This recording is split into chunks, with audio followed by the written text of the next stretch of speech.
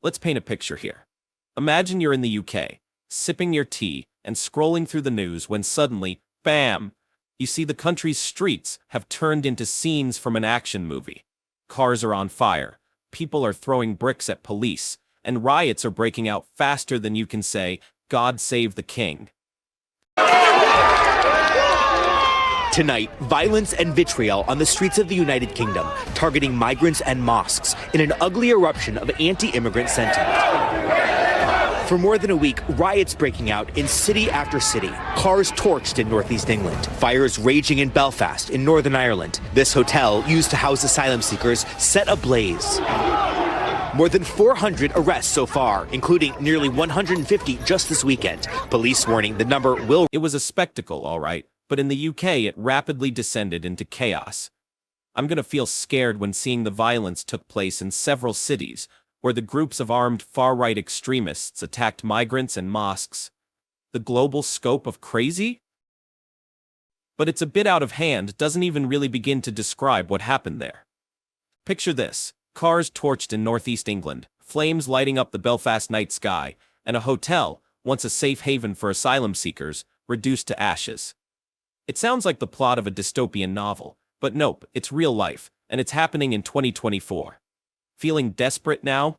So far, more than 400 people have been arrested, including nearly 150 over just one weekend. And, in case you're wondering, the police have kindly informed us that this number is likely to rise. Yep, it's safe to say that the UK's summer is getting hot, and not just because of the weather. Rise. I can confirm today we have seen at least 12 of our officers injured, with items such as brick fence posts, branches, and other missiles thrown at them. Authorities blame... At this point, South Yorkshire Police Assistant Chief Constable Lindsay Butterfield steps into the spotlight. With the calmness of someone who's seen it all, she confirms that at least 12 officers have been injured. But do not feel calm at all. These aren't your run-of-the-mill injuries. No, we're talking about officers being pelted with missiles, like bricks, fence posts, and tree branches. Yes, tree branches. It's as if the rioters rummaged through their backyards and thought, what's the most absurd weapon I can use today?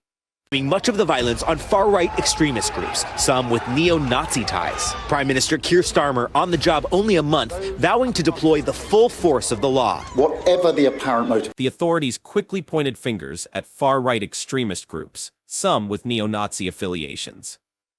Because whenever things go this haywire, there's always someone to blame.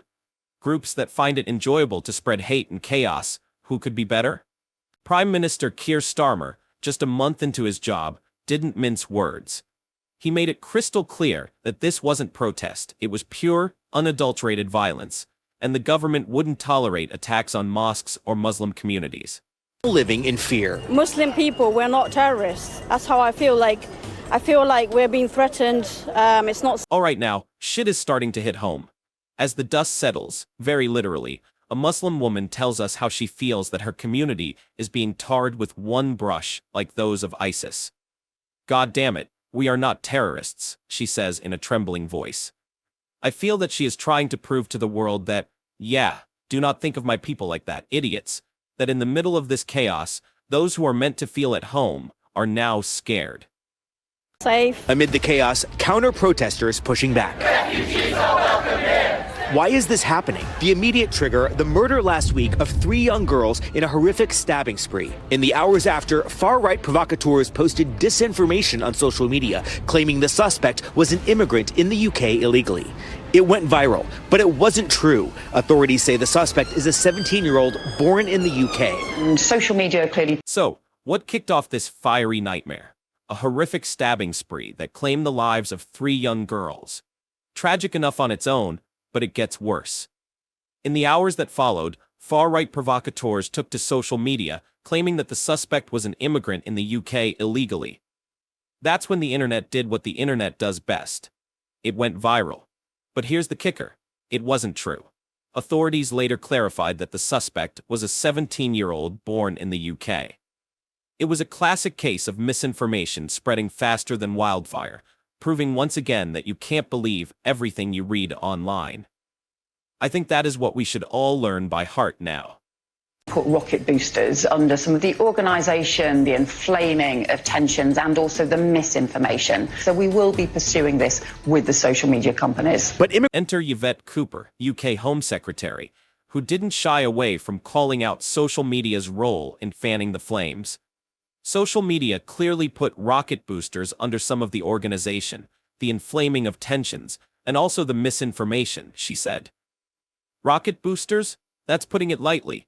It's more like social media poured gasoline on the fire and handed out matches to anyone willing to strike them. Cooper vowed to hold social media companies accountable, but let's be real, that's easier said than done. Ashamed. Ultimately, I think it's the one word, ashamed. Yeah.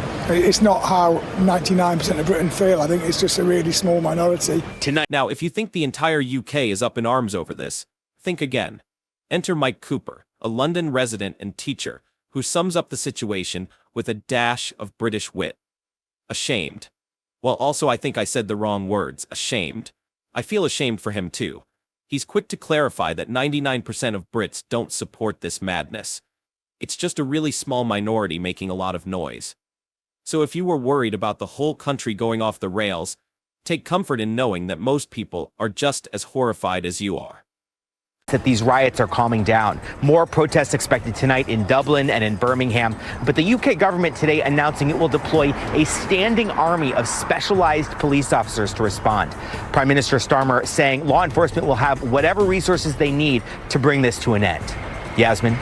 Thanks for watching. Stay updated about breaking news and top stories on the NBC News app or follow us on social media. International correspondent Josh Lederman closes the segment with a sobering thought. There's no sign that these riots are dying down anytime soon. In fact, more protests are expected in Dublin and Birmingham. But in a bid to restore order, the UK government has announced the deployment of a specialized police force, basically a standing army of officers ready to jump into action. Prime Minister Starmer has vowed to give law enforcement whatever resources they need to bring this madness to an end. Hope that he can make it come true, yeah. And there you have it, a front row seat to the UK's latest crisis, where rumors spread faster than facts and violence erupts at the drop of a hat. It's a sobering reminder that in today's world, the line between truth and lies can blur in an instant, with devastating consequences.